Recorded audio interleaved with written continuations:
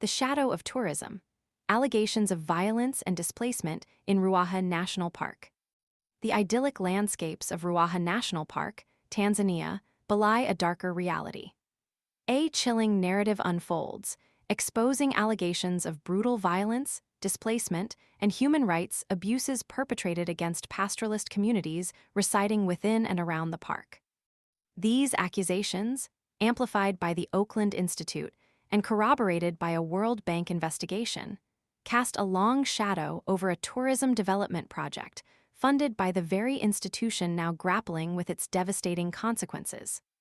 The core of this crisis revolves around the Resilient Natural Resource Management for Tourism and Growth (REGROW) project, a $150 million, £116 million initiative approved by the World Bank in September 2017.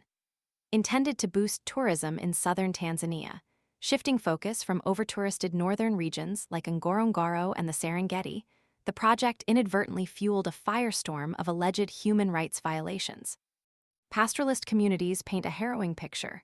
Violent evictions, sexual assaults, killings, forced disappearances, and the large-scale seizure of cattle, all allegedly at the hands of rangers employed by the Tanzanian National Parks Authority, TANAPA. These atrocities, they claim, escalated dramatically following the project's launch. The gravity of these allegations is underscored by two individuals who directly contacted the World Bank in 2023, detailing the extreme cruelty inflicted during cattle seizures, along with accusations of extrajudicial killings and the disappearance of community members. The Oakland Institute, a U.S.-based think tank providing crucial support to the affected communities, brought these harrowing accounts to the World Bank's attention in April 2023. They allege a significant expansion of Ruaha National Park from 1 million to over 2 million hectares, 2.5 million to 5 million acres, during the project's lifespan, a claim the World Bank disputes, attributing the expansion to a decade earlier. Regardless of the timeline, the Oakland Institute asserts that this expansion impacted 84,000 people from at least 28 villages. The World Bank's own subsequent investigation, culminating in a 70-page report released on April 2, 2024, delivered a damning verdict. The report acknowledged critical failures in the planning and supervision of this project, directly linking these failures to serious harm inflicted upon the affected communities.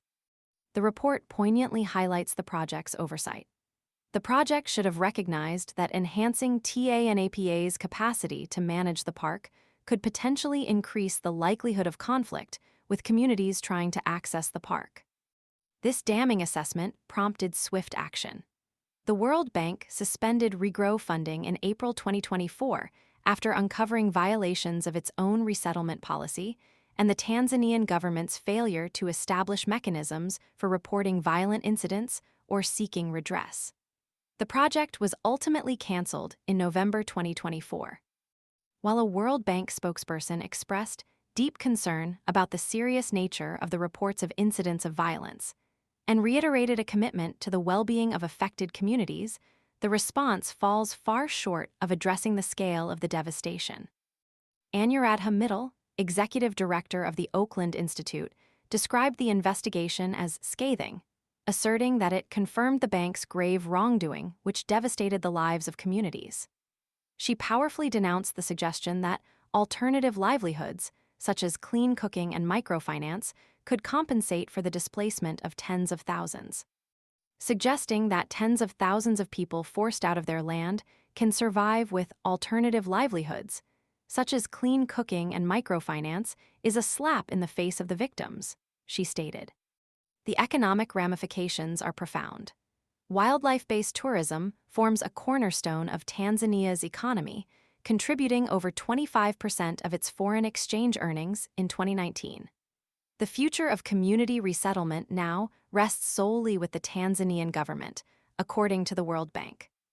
This story transcends the confines of a single development project.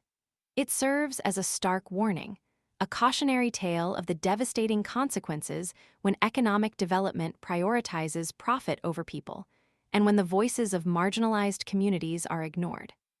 The alleged atrocities in Ruaha National Park demand a thorough, independent investigation, robust accountability mechanisms, and a fundamental reevaluation of development models that prioritize profit over human rights and sustainable coexistence.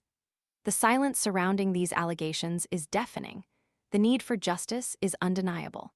The future of Ruaha National Park and the communities who call it home hangs precariously in the balance. The international community must demand accountability and ensure that those responsible for these alleged crimes are brought to justice. The fight for the rights of the pastoralist communities affected by the Regrow project must continue until justice is served. The scars of this alleged exploitation run deep, and healing will require far more than empty words and inadequate compensation. A commitment to true reconciliation and lasting solutions is essential to prevent similar tragedies from occurring in the future. The world must bear witness to this injustice and act decisively to prevent further suffering. This is not simply a matter of economic development. It is a fundamental issue of human rights and the preservation of vulnerable communities. The tale of Ruaha National Park serves as a stark reminder that unchecked development, coupled with a disregard for human rights, can lead to catastrophic consequences. The lessons learned from this tragedy must be applied globally to ensure that future development projects prioritize the well-being and rights of all communities impacted. The fight for justice for the communities of Ruaha continues. Additional reporting by Peter Murari.